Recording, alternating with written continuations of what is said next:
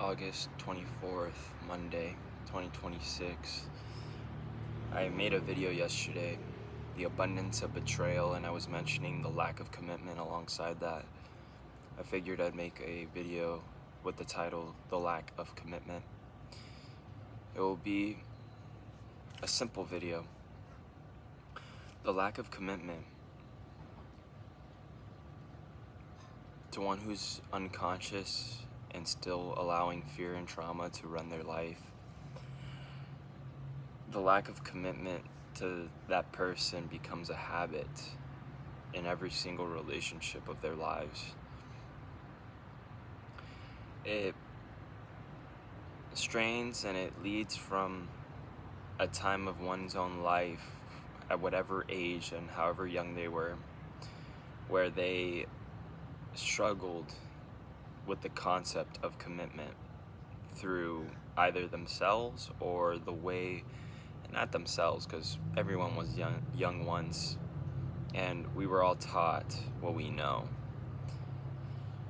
And so with all that being said, a person grows up to believe what they saw growing up, if not dealt with in a healthy manner. These people grow up believing that these are truths in life, however they were raised, however abusive and however good and positive. When the truth is, the world is not fair. The world has a system that only benefits the people that are not good people, and all the good people are swept under the rug. However, since the system is that, and the system promotes that, the decision to actually decide is difficult, but it's more worth it. What do I mean by that? Well, just because the system promotes bad people, influences negative things, doesn't mean you have to be that. And the same concept as when we grow up and we see people do certain things or certain things are done to us, we let that fear guide us the rest of our lives if we're not conscious about it. And I'd figured the lack of commitment is something that I have struggled with my whole life because of the fear of abandonment I had as a kid, thinking I was undeserving of all the things that God was giving me along the way. Whether it was God, well, yes, it is God, because God allows you to get the things you get. and if you ever think it is yourself, that's when God starts taking things away from you. So without me realizing, God was giving me the things that I've always wanted to have on my plate, metaphorically speaking. And then when I realized I had everything on my plate, it was all thrown away in the trash. And I was back to square one because of the consequences of my own decision. It's not because heartbreak happened and unemployment occurred and thieves came around and stole money, and I'm saying all of this not even as lies. These are all things that happened the past year and a half alone. You know, I destroyed my future with the woman that I was in love with at the time.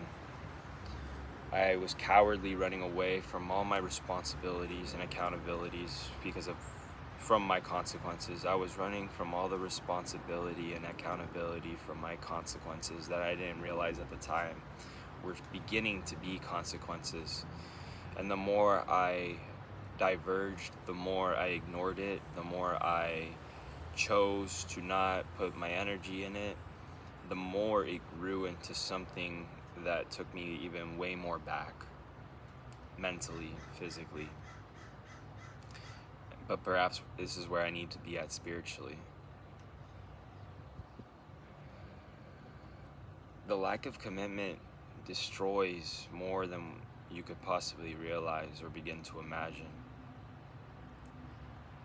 one's own head and our fantasies, it doesn't do it justice of reality and what actually happens. Because all of the scenarios one can play in their own head about a certain event or a certain outcome that they want. And when the outcome comes, it's like way better than you could imagine, or way worse, or way different than so different that you can't even recall the fantasy of what you were replaying and replaying, rewinding in your head, hoping of that outcome, when it's not even totally remotely in the same field. Just shows you how God has more in store for us than what we have in our own mind, and what external forces in the world try to convince us are worthy of our time. I said all of that because the past year and a half and all these consequences, I set that for myself a long time ago.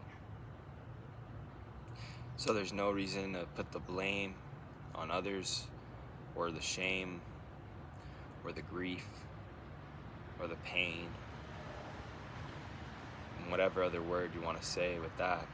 There's no point of putting that onto other people, because you give that power that you once gave away, you keep giving it away when you put that on other people.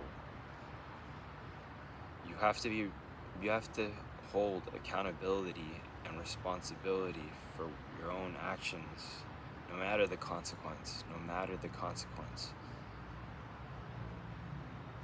And so all these consequences, it's not even God's doing. It's what I put in my heart a long time ago. And yet God still gave me the mercy, because during this whole time, it was like God giving me the realization, the revelation of why I was created in the first place.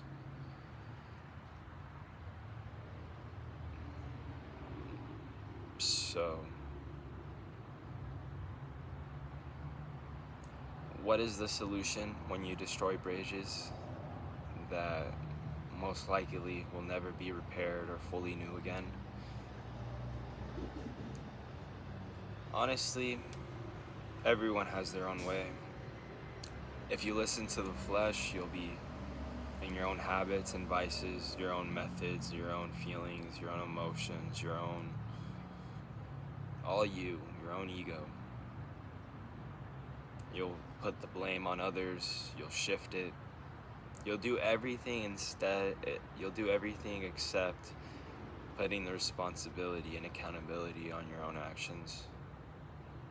The more you waste time and not do that, the more shenanigans you do instead of going to God and praying on your knees to Him and giving it to Him, to His Son, through the Spirit, the more you retract from Him. And one can do so much where they fully retract from the presence of God.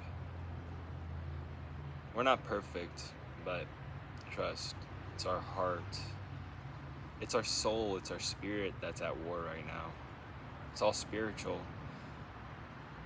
But that's why a lot of things externally happen the way they do, because it's to aggravate or push something inside of us, which is the spirit and soul that God gave us. And once you go to Him, that's when His Spirit enters you and slowly transforms you. And that is the only solution. Because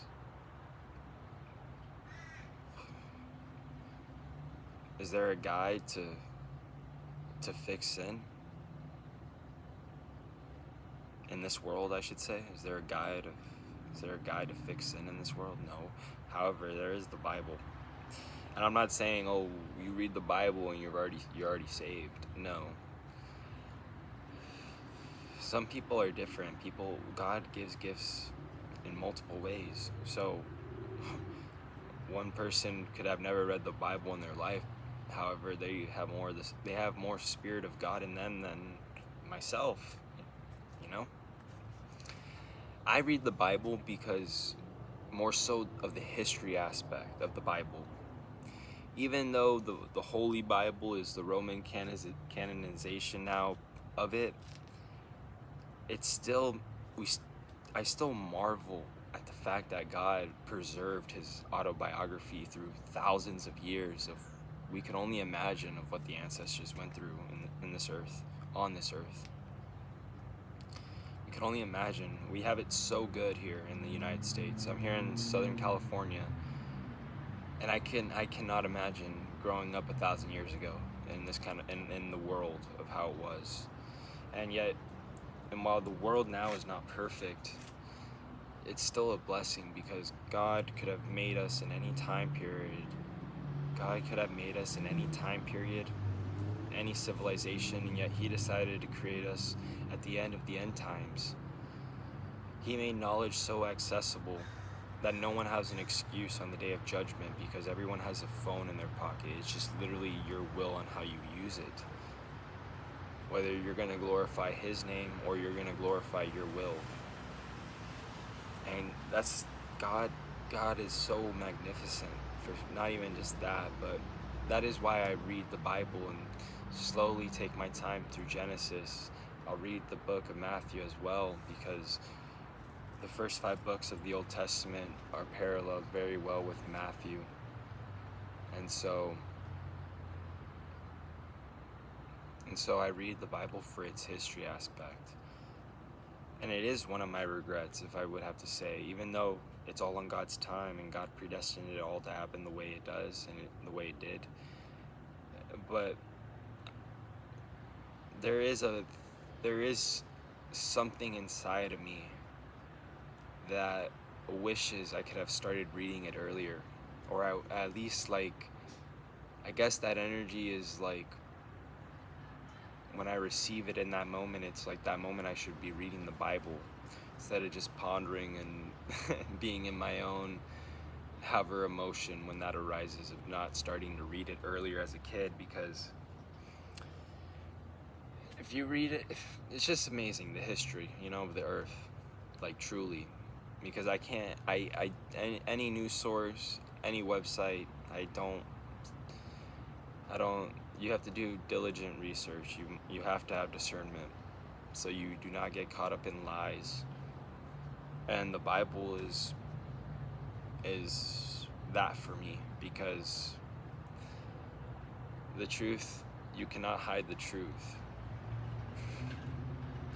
The truth is the light, and the darkness cannot comprehend the light. There was a quote I saw like a year ago, almost now. In a sea full of knowledge, I am drowning for wisdom. I see the ocean of knowledge as the public, social sphere of it all, include it all with that. And well, wisdom you only get from God. God bless you guys on this Monday. I'll see you guys soon, and have a good week. I was gonna say something along the lines of, I'm not sure, but make it a good week. We do not understand how our mindset, our actions, and our words towards ourselves and others makes an impact. It makes an impact. So don't get caught up on the ego, and realize that the opportunity is right where you're at, right in front of you. You're just too stubborn to look at it like that. That's a reminder to myself. God bless you.